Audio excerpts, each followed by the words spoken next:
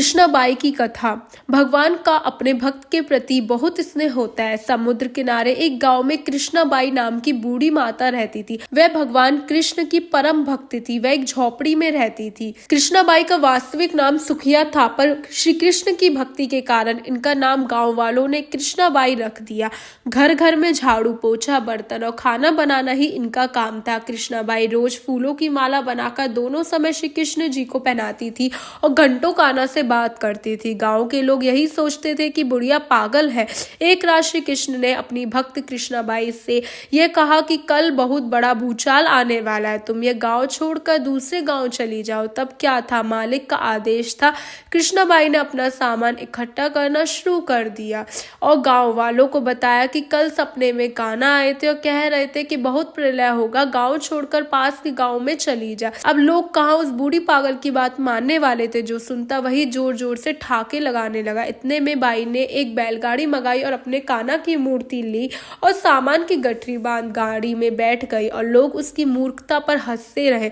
By जाने लगी। अपने गांव की सीमा पार कर अगले गांव में प्रवेश करने ही वाली थी, उसे कृष्ण की आवाज आई, अरे पगली, जा अपनी झोपड़ी में से वह सुई ले आ जिससे तू माला बनाकर मुझे पहनाती है।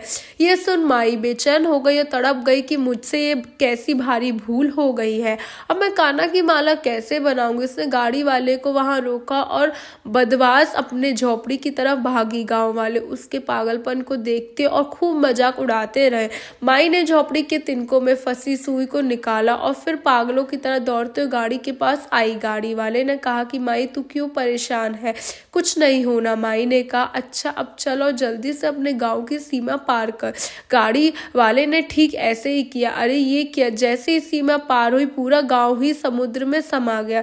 सब कुछ जलमग्न हो गया। गाड़ी वाला भी अटूट कृष्ण भक्त था। भगवान ने उसकी भी रक्षा करने में कोई विलंब नहीं किया। इस कहानी से हमें यह शिक्षा मिलती है, प्रभु जब अपने भक्त की मात्र एक सुई तक की इतनी चिंता करते हैं तो वह भक्त की रक्षा के लिए कितना चिंतित होते होंगे। जब तक उस भक्त की एक सुई उस गांव में थी, पूरा गांव बचा था। इसलिए कहा जाता है कि भरी बदरिया पाप की बरसन लगे अंगार, संत ना होते जगत में जल जाता संसार। अर्थात अगर इस दुनिया में संत एवं अच्छे व्यक्ति नहीं होते तो ये संसार कब का समाप्त हो जाता। राधे राधे।